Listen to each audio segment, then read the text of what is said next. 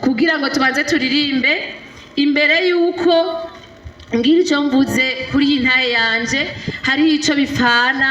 Yesu abahezagire, muzingurure gwaruka umuntu afise kantike, indirimbo kantike ya 34, hanyuma mu kuyiririmba hariho ukuntu izi kantike zirimbwa mu buryo butandukanye, mugabo jewe ngomba ndabaha akamelodi nifuza yuko iyi kantike tuyiririmbamwo.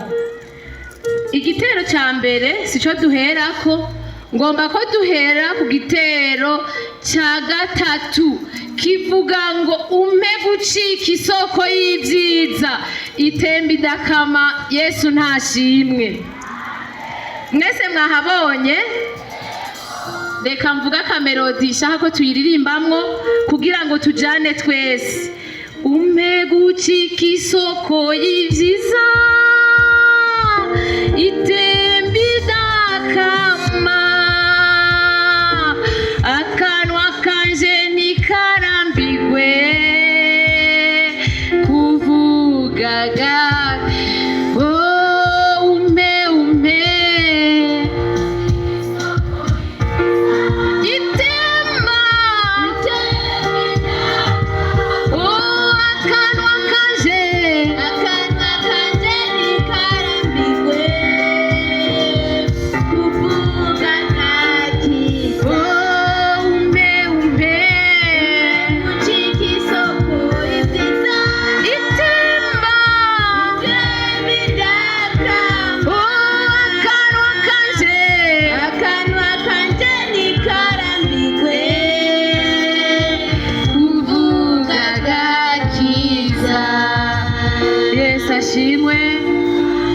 Yesu ashimwe cyane.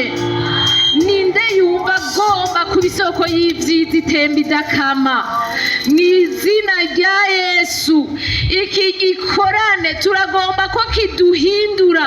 Umuntu wese yige, agerageze, abishiremo uruhara kuba isoko y'ibyiza. Haleluya. Itemba idakama, itemba itagirane idakama. Tugomba turirimbe rero, duce duhera ku gitero cya mbere, nicyo duca duhera dushirize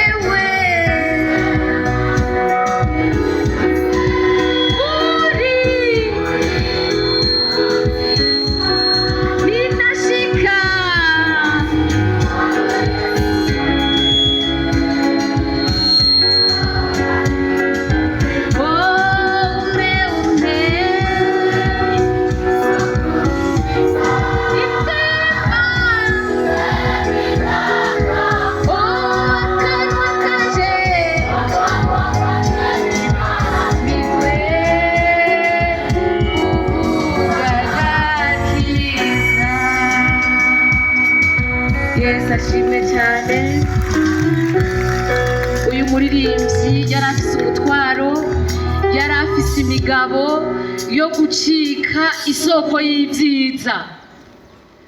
Yesu ashimwe gwaruka.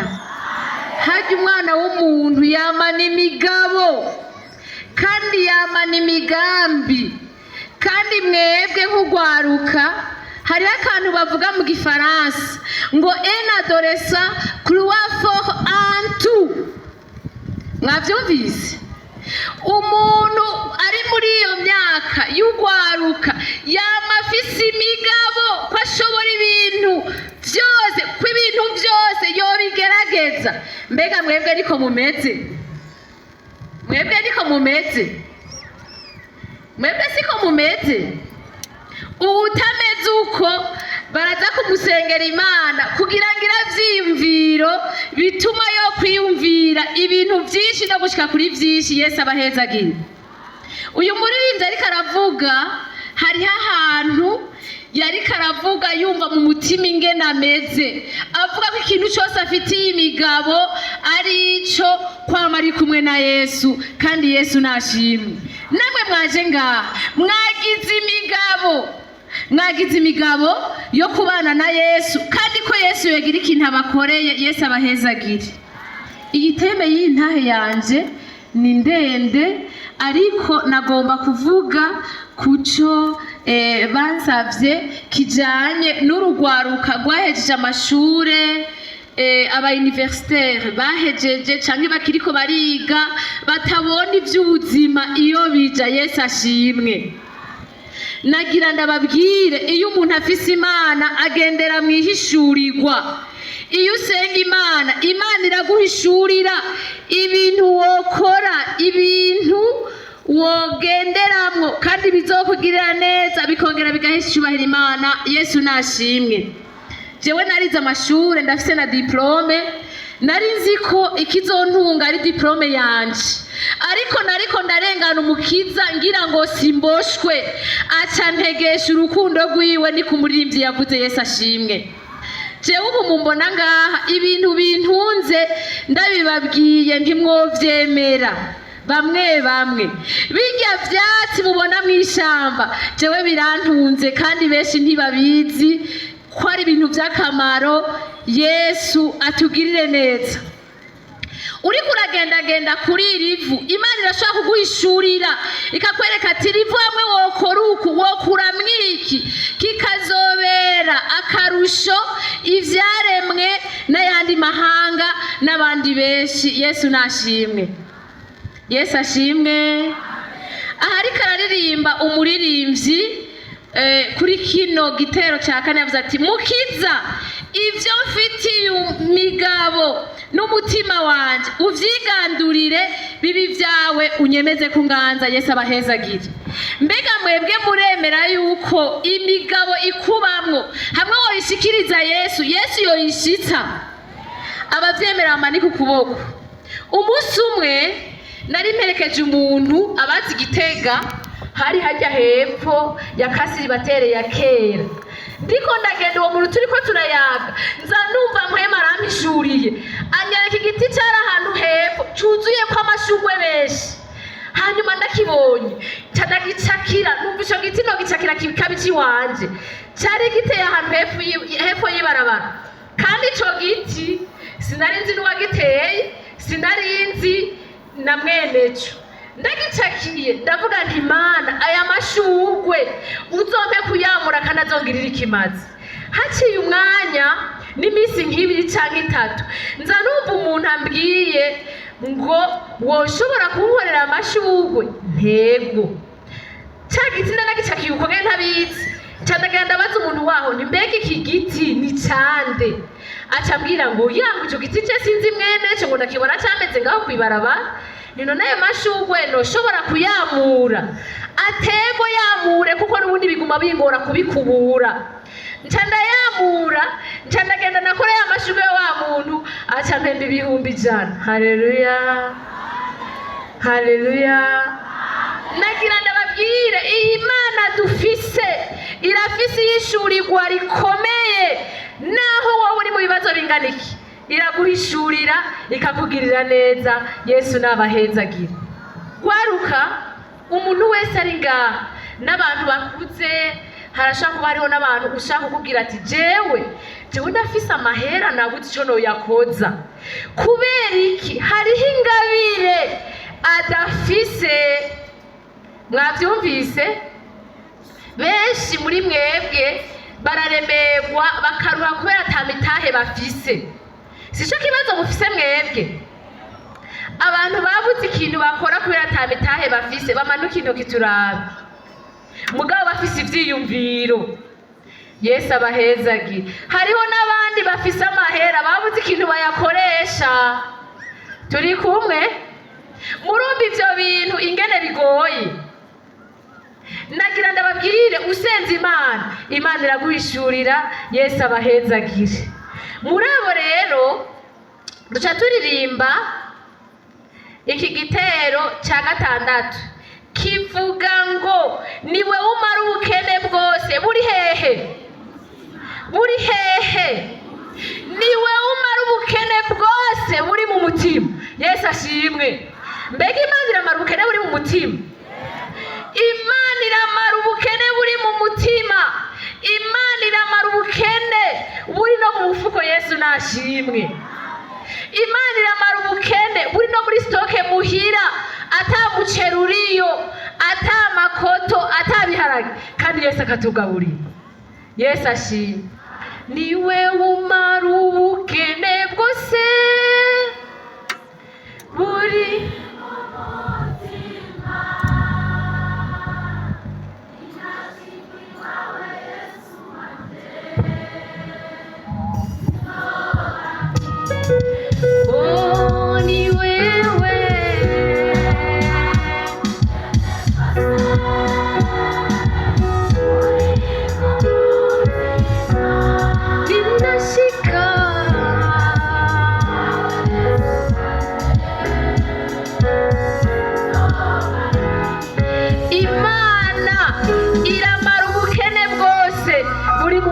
Yesu nashimwe.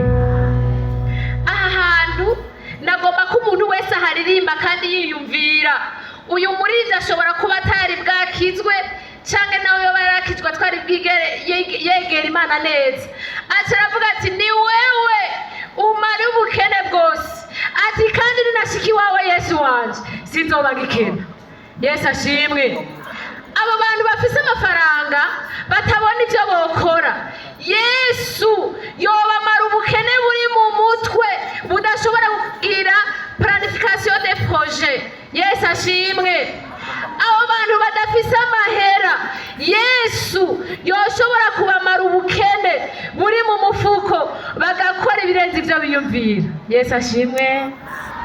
Yesu ashimwe. Rero umuntu wese yumvire kuri iri jambo ingene Imana ishobora kumumara ubukene bwose uko bwoba buri kose, kandi Imana ikatugirira neza. Yesu abahezagire. Jewe nibuka maze kuba ku rugo narakenye, hanyuma ndasenga Imana irangishurira ikintu nokora, hanyuma nta mahera nari ifise. Maze kugisengera Imana numva Imana iracuguruye. Icuguruye cyansaba imiliyoni 11 n'ibihumbi 150. Hari muri 2017. Ayo mahera yari menshi cyane kandi jewe sinashobora kuyaronka. Hanyuma ndagisengera Imana, naciye ngenda muri Sosumo ndasaba izina ry'isukari. Imana irangirira ubuntu ndarironka. Mugamvuyeyo ndagira ubwoba bwinshi. Bive none ya mahera nzoyakurahe? Shisemera ndakibwiye umugabo, acambwira ati wa mugore uzonkwegera. Ati je ukazi naho nosaba credit ntibondenze miliyoni 5. Ati kandi ayo mahera niyoshobora kushikira hadaciye nk'amezi 2. Ico gihe nagira emwe ndumva ndarara ntasinziriye. Ndavuga nti Imana none kwiri izina bari impaye kandi yisukari ntegeza kuyipakira muri uku kwezi nyene, none bizogenda gute? Yesu ashimwe. Cyanda senga Imana, nzanumva Imana irambishuriye umuntu ati genda kwanaka kugura nayo mahera. Yesu ashimwe. Uwo muntu acara yangura arashitseyo acambaza ngo mbega ngurafise umwanya wo kuyaharura? Ntego nanje sinari bwabona amahera. Sinari bwabona amahera. none ko ntari bwaharure ibihumbi 250 ziza zifunze muri banke, mwumva nari bwabona amahera agahemwe. Uwo muntu nuba arahari, Imana imuhezagire, aca aterura ibase imwe ya brasserie yuzuye amahera ngo mparure. None aya mahera je no yaharura gute? Canabubwira nti muvyeyi, burya je sinari bwabona amahera, none aya mahera no yaharura gute? Nti mugabo ntihari ikintu mbona nokora. Ca ndafata ayo mahera ndayasanza, ndafata iza 2000 ukwazo, iza 5 ukwazo, iz'ibihumbi 10 ukwazo. Uko sinari nzi billetage jewe ngo bagira 25 ntayo narinzi. Haleluya, Yesu ashimwe. None ubu billetage ndayizi. Yesu ashimwe. Hanyuma rero uwo muntu ampaye ayo mahera ayama n'umutima ukunze. Muravyumva n'umutima ukunze, atani cabona gihari. Yesu ashimwe. Turi abantu babiri turaharura ayo mahera hari 2017. Hanyuma carambwira ati rero burya iyo ufise amahera menshi ntugende n'amaguru. Ati cufata akamoto k'500 ugenda ugire versement kuri banke. Ndabwira nti nta banke mfise. Muravyumva, acaranyigisha n'ingene bugurura konti, byose arabifasha. Hanyuma ca ntangura kudandaza, nanje ntangura kuba umugrossiste w'isukari. Haleluya. Hanyuma rero ivyo bintu arabifasha, aranyigisha ingene bagira ama certification, aranyigisha ibintu bita ama compensation. Ntarinzi na kimwe. Uyu muntu afise imigabo. Yesu yomara ubukene bwo mu mufuko. Yesu ashimwe. Tugomba turirimbe waturi ico kintu ugomba ko Yesu agukorera. Niwe umara ubukene bwose buri mu mufuko. Yesu ashimwe. Nagira ndababwire ivyo Yesu arabishoboye. Hanyuma rero namana ivyiyumviro yuko nzora nk'akazi. Abakozi b'Imana burya Imana bahezagire batwumviritse. Abantu bambona nama kwihana bibaza ko nihana ibyaha. Nanje nama ndi gusengera diplome yanje ngwiro nk'akazi. Imisyo cyane buku umuntu wa nyuma yanyatuje. Ijambo yanyishuye. Nubu no muvuga mwizina. Turi mu magavuze ati erega Imana irashaka kugukorera igitangaza idakina muri diplome. Yesu ashimwe. Ati ntusubire guhanga amaso diplome gusa. Ati kuko Imana inzira zayo si diplome yonyine. Yesu ashimwe. Imana ishirangirira neza, candaronka ingene nanje nobaho, bica biraguka, ndakora n'ibindi. None rero gwaruka ni mureke kuruha mwizeye Dubai. Abasore bibaze ko gutabagwa kwabo kuri muri Dubai. Aha dufise ubutunzi bwishi twoshobora gufabrika, Imana ikatugirira neza. Canke nusubire kuruha wumva yuko ubukene ufise kubera mu gihugu ciwanyu. Oya, yagiriye impuhwe ari kuzigirira kandi yababaye ni wari ko bari. Dubai irashobora kubigisha yawe nkuko no ngahaturi hashobora kubigisha yawe. Yesu ashimwe. Umuntu wese asenga Imana kugira ngo ingabire yiwe ikore. Aha muri mwebwe hari abantu bafise ingabire zisinziriye ziri endormi. Nanje narifise ingabire ntabizi ko noshobora gukora ikintu kigatera kije imbere. Ingabire zisinziriye, abakozi b'Imana bari hano baci badusengera Imana kugira ngo izo ngabire zisinziriye zitarigaragaza. Umuntu wese ingabire yiwe ivyuke akora ibikorwa bimuha uburyo kandi yongera bikoreremo n'Imana. Yesu ashimwe. Hari akantu nibagiye kuvuga, twebwe n'umuryango kugira ngo tuve mu bukene twarimwo, haragera igihe ibikorwa bavuga mu ishengero tutabihamvya vrema.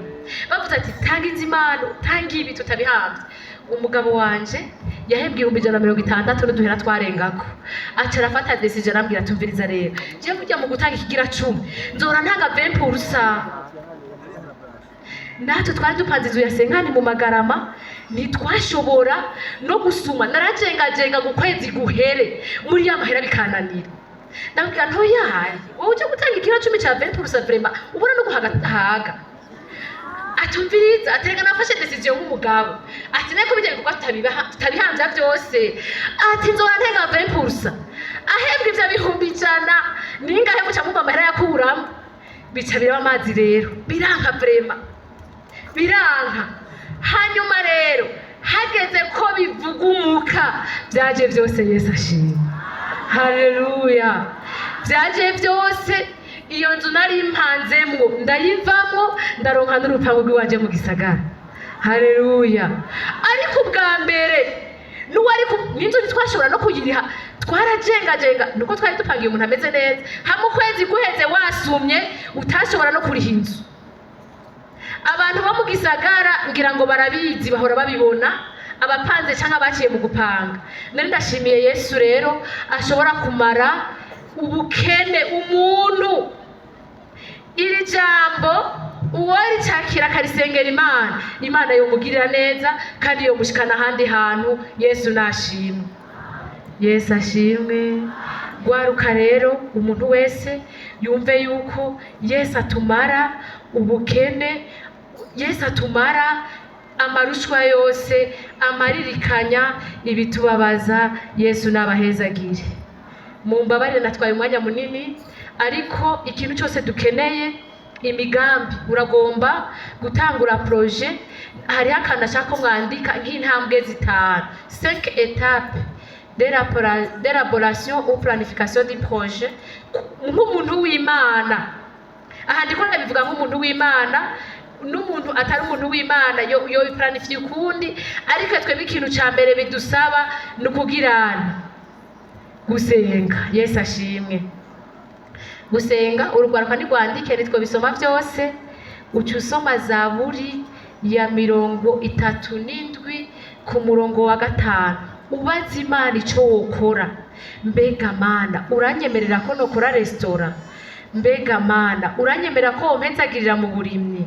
Mbega Mana, umugisha wanje uri mu kudandaza? Ukabaza Imana hama ukaja ku kivi ugakora. Kandi kugira ngo ushike ntuzoshika kubera icyo watanguriye ko aricyo kizogushikana. Oya, hariho icyo uzokora kikanka nekikanka, ariko hariho n'ikizogushikana ku bukire. Yesu nashimwe. Ukazogirira ibindi vyaremwe akamaro cyangwa ikimazi. Etape ya kabiri, urategura neza, ukagira ihangiro, indoto, ukategura neza uwo mugambi wawe, ukagira intambwe ku yindi, ugategura n'amaeshe kuzogira n'ingero uzoyakurayo. Yesu nashimwe. Mwumvise intambwe ya kabiri mwayanditse? Nta numwe ari karandi muriko murandika? Intambwe ya kabiri, utegura neza, uragira ihangira, objectif mu gifaransa, kandi ukaraba ko iyo hangiro yawe uzoyishikako. Ugategura uti nintayishikako nzokora ukuntu mugabo gushika aho nzoshika. Kandi mu kugira iryo hangiro ugira intambwe ku yindi. Ikibazo dufise mu rwaruka muri no misi, bashaka gutunga d'une façon spontanée, ibintu bikorotse biza bukwi na bukwe. Ariko gutunga si ibintu bikorotse, ni processus. Yesu ashimwe. Yesu ashimwe. Hariho umuntu uzobona ko imyaka 20 ugaca ubona ibintu ashitse ku myaka 20, wowe uvuye ku ishuri ugomba kubishikako ari ukiva no ku ishuri. Byoshoboka? Hariho n'umuntu aza avuye ku ishure agaca yifuza kuba yambara ikirato nk'icyo umudanaza amaze imyaka 30, cyangwa umukozi wa leta yamaze kugira stabilité mu kazi. Ugaca ugomba yuko no mu gufungura ugereranywa n'uwo muntu. Aho kuri etape ya kabiri rabitubuza, ubitegura etape ku yindi. Intambwe ya mbere, ya kabiri n'iya gatatu. Yesu abahezagira. Naho uca usoma Imigani 21, Imigani 21 ku murongo wa 5. Imigani 21 ku murongo wa 5. Imana iraguha ubwenge bwo kurangura iyo migambi cyangwa iryo hangiro ryawe. Hanyuma intambwe ya gatatu, Imana yawe. Haje umuntu wese afite avugana n'Imana, Imana ikamuha ubwenge atari ubwo mu ishuri. Ubu bwo mu ishuri n'ubumenyi, ubwenge buzotuma ushika kuri binini, kuruta n'ibyo umwigisha yakwigishije, kuko abigisha baratwigishije ariko hari ibanga batatubwiye. Barakwigisha za siyanse n'ibindi ugasohoka mugaba ibanga ry'ahantu amafaranga ava nta muntu aryigisha. Ni bwa bwenge Imana itanga, naho waba warize naho waba utize Imana niyiguhishurira. Yesu n'abahezagire, Yesu abahezagire. Intambwe igira kane ivuga iyo umuntu yacitse intege, urakora hakigera igihe ukabona ko wacitse intege, uca wihangana kandi ukongera ugasoma mu Bigalatiya igice cya 6 ku murongo w'9. Yesu ashimwe. Abigalatiya igice cya 6 ku murongo w'9. Hanyuma iyo wamaze gutegura iyo migambi, ibintu wakoze bigirira akamaro ivyaremwe vyose. Biragirira akamaro ishengero, biragirira akamaro mu kibano, uko nk'ubu naho wotera imboga ari nk'umurima ntiwozisoroma ngo uziteke wenyene udashoye ku isoko. Jewe ntazirimye nca ngura, wumva bitaca bingirira akamaro? Canke nabuze n'amahera yo kugura ukasoroma ukanzanira ngateka. Iyo migambi yawe rero izogirira akamaro ishengero n'ibindi vyaremwe vyose. Yesu n'abahezagire, Yesu abahezagire. Yesu rero nashimwe. Intahe yanje igarukiye ngaha, abayumvise mwese Yesu n'abahezagire, Yesu n'abahezagire. Umuntu yumva afise ikibazo araza kunyegera tuvugane kugira ngo tubisiguriranire neza. Tugomba tuje mu migwi twige ingena agahinda kari mu gwaruka muri no misi, batabona ivyo bakora, batabona iyo baja, batabona ivyo bari buhereko. Ivyo navyo birashobora kuzingamika n'ubuzima bw'impwemu, kuko ubuzima bw'impwemu hariho etape yabwo. Iyo uzingamye birababaza ukabimfunya kubera ibibazo bitagira inyishu. Yesu n'abahezagire. Mana turagushimiye, wewe uri inyishu kuri byose na hose, kandi wewe uri umutabazi wacu, kandi wewe utugirira neza twese atakinubwe. Uragahezagirwa Yesu, urakavugirizwa impundu n'ingoma. Turagushimiye kuri ubwawe ukabakoranije. None Mana ubagirire neza, ubahishurire, ubahishurire, ubahishurire. Umuntu wese ari hano umuhishurire, umuhe kugerera muri wewe. Uzobukoze ni mu izina ryawe ngera Yesu Kristo, amen.